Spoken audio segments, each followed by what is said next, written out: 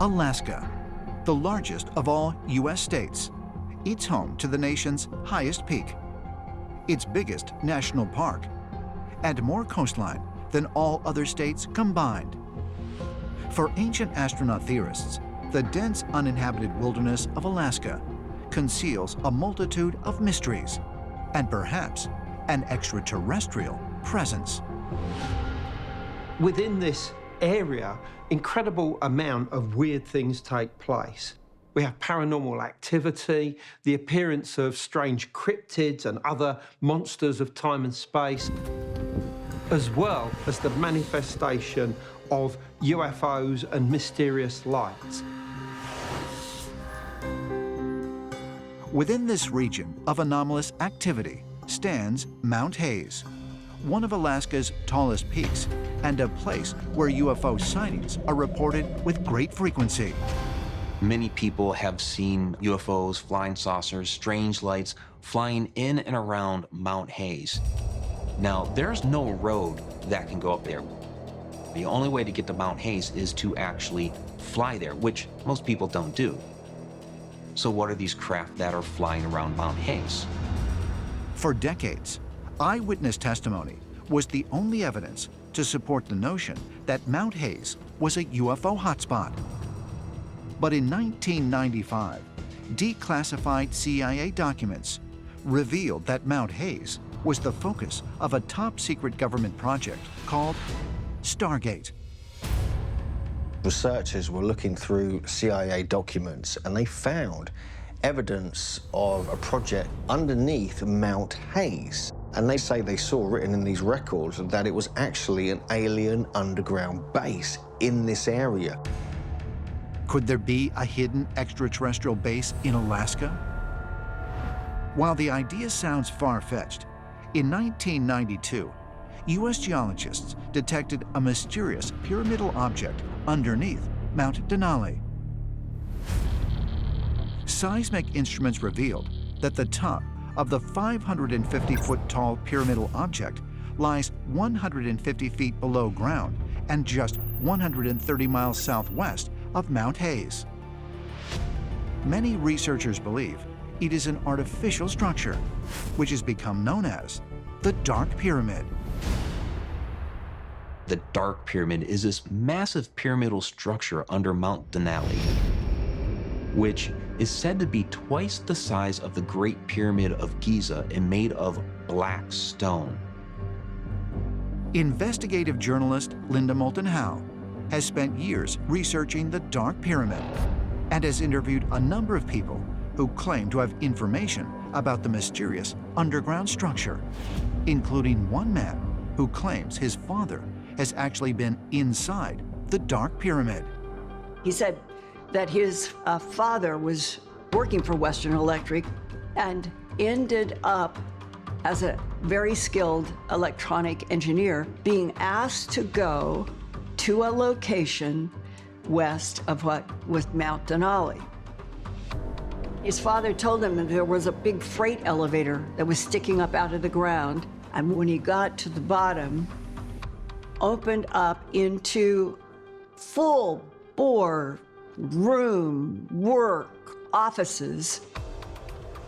The father is introduced to the fact that they are at the bottom of a pyramid, and that at each of the three corners, they had these offices that were actually monitoring energy.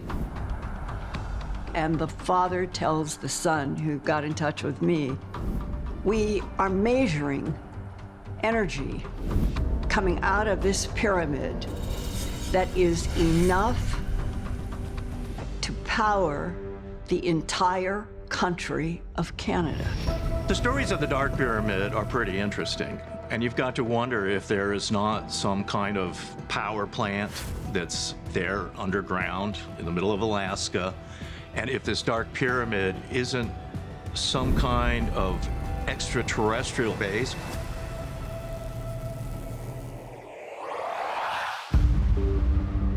Alaska's Aleutian Islands, where pilot Theo Chesley encountered no less than 4 unidentified flying objects.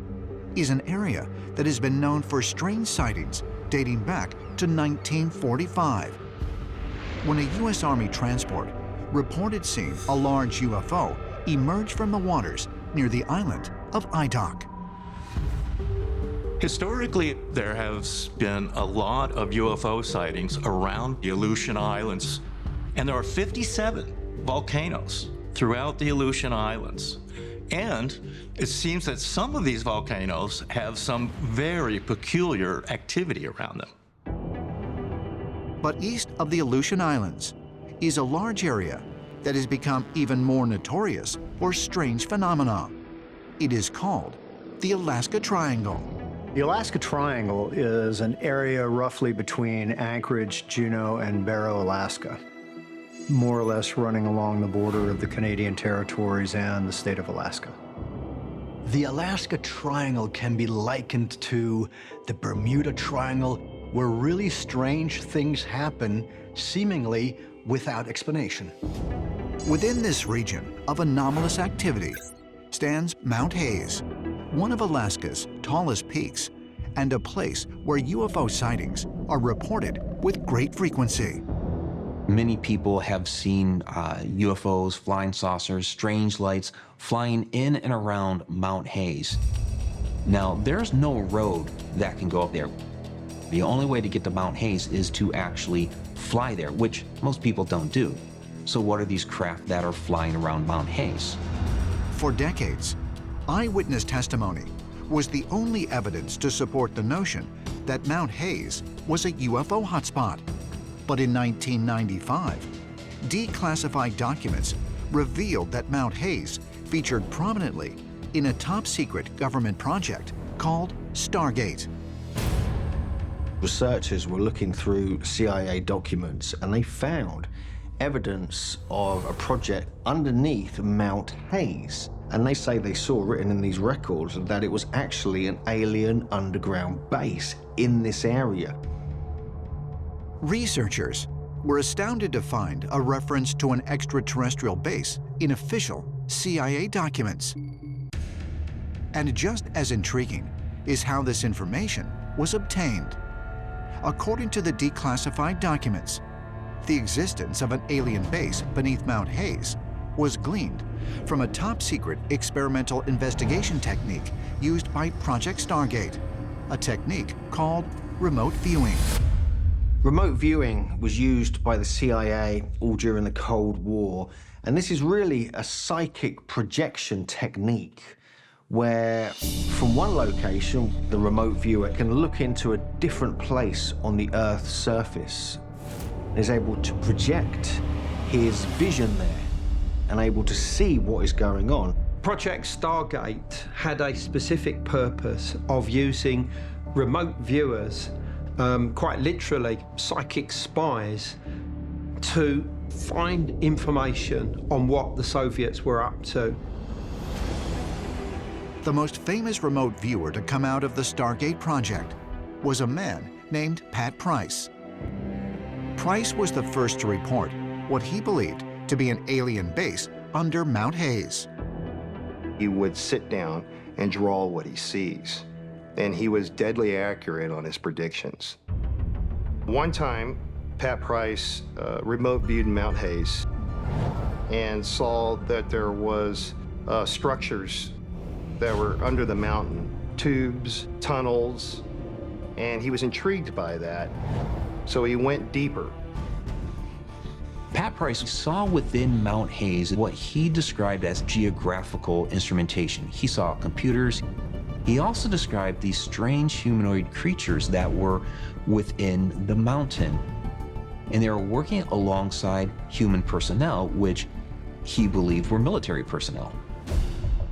Price began to fear that he had seen something he wasn't supposed to see, and told friends that his remote viewing of the secret base under Mount Hayes had put him in grave danger. In Las Vegas, just as he checked in to the Stardust, somebody deliberately bumped into him and he felt a sharp pain in his leg. And that evening, he started to feel unwell. And the following morning, he had convulsions and he died. What's really strange about Pat Price's death is that the hospital didn't even notify the wife, and they had him cremated. I think it is fair and reasonable to ask the question if Pat Price's mysterious death does not enter into a long lineage of similar tragic deaths of people that are whistleblowers or are stepping out of line and saying things they shouldn't say about things they have witnessed or know about.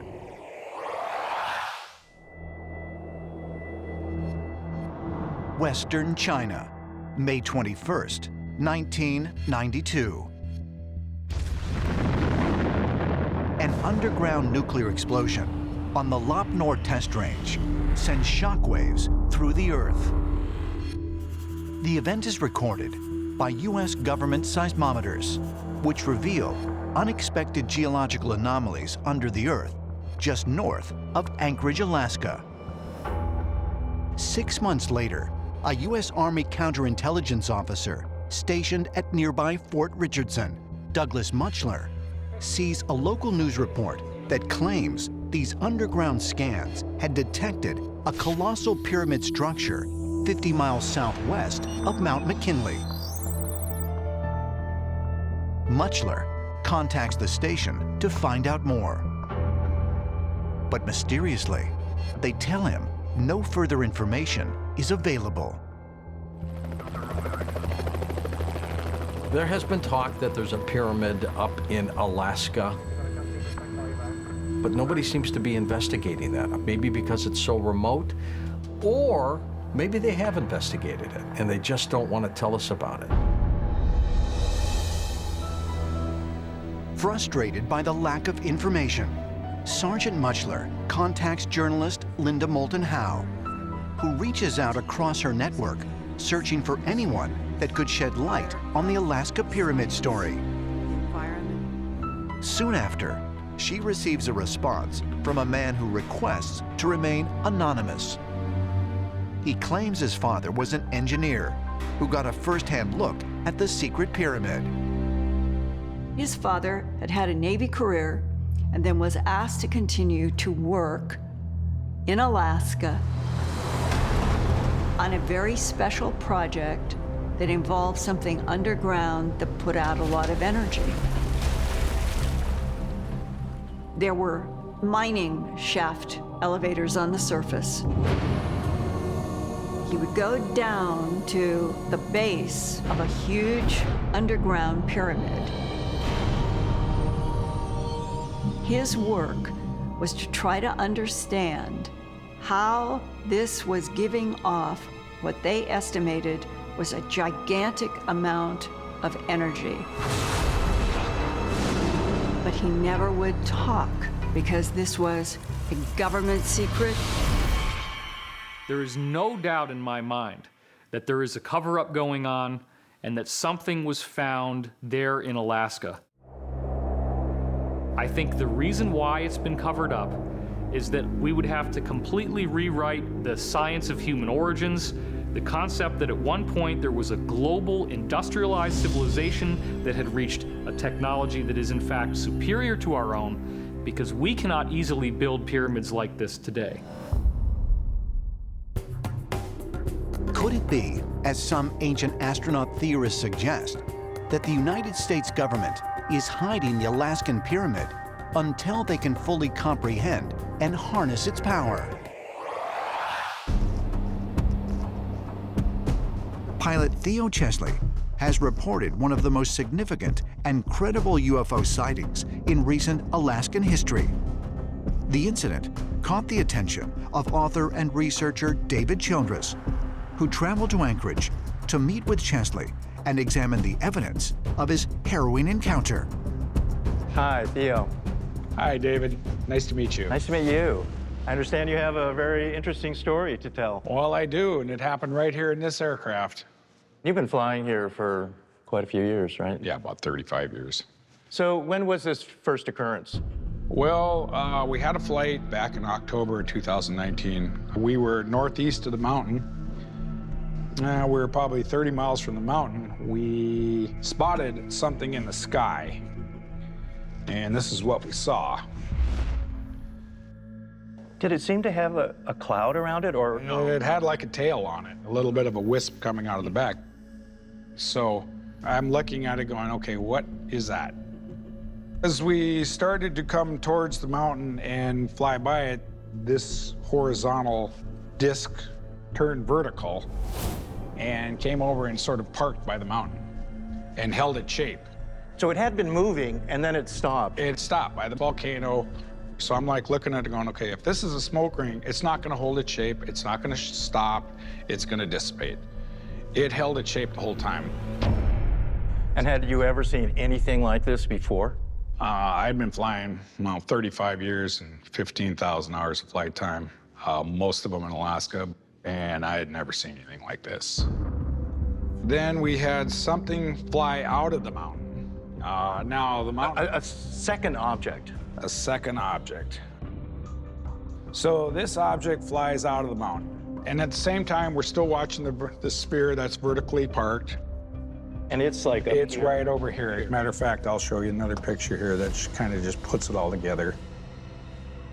Okay. Okay, so then this appeared on the side of the mountain. This green orb shows up on the side of the mountain in a lower spot. The next picture we take, this is what happened to the vertical sphere in the sky. Something flew inside of it and pulled it out of shape. You see these two little, I don't know, there's like two little wings out there. And we like looked at that and I said, no, we're done here. We are leaving the scene here. And to be honest, you know, my concern level was going about through the roof at that point. Did it seem like a very large object then? This is a big mountain, and this was something that caught our eye 40 to 50 miles away. Okay, that's, you know, it's like 40, 50 miles away. So this had to be almost, I want to guess, half a mile wide. Wow, that's fascinating. And, you know, when it comes to UFO-type objects around volcanoes, that's a common thing. One of the first modern UFO sightings on record involved an entire squadron of vehicles that appeared to enter a volcano. On June 24, 1947, Kenneth Arnold was flying his private plane near Mount Rainier in Washington when he witnessed 9 disc-shaped objects move at an impossible speed across the horizon, then disappear into a nearby volcano called Mount Adams.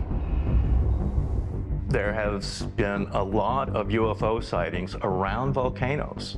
I mean, it definitely makes you wonder, okay, what's in this volcano? What is the attraction here? And the crazy thing is this was just the first occurrence. We had a second occurrence. Okay. 6 months later. I'm by myself in a different aircraft. And I looked out of my left window, and all of a sudden, there is a huge cloud formation that came out of nowhere. And that's right, kind of above the volcano. Above and east of the mountain. But I've never seen anything like this in my life.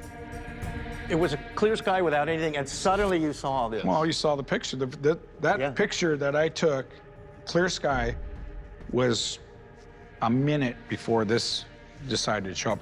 So the crazy part is, this cloud morphed into several different shapes. There looks like something black inside there, an object underneath this thing. Yeah. During the occurrence, I had the aircraft on autopilot, and the aircraft was flying straight and true.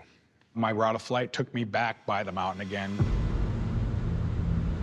As I'm coming back, I have the aircraft on autopilot, and I look down and I notice I'm 35 degrees off course heading towards the mountain. I shut the autopilot off, reset the heading, set the airplane back up on course, and okay, yeah, we're fine.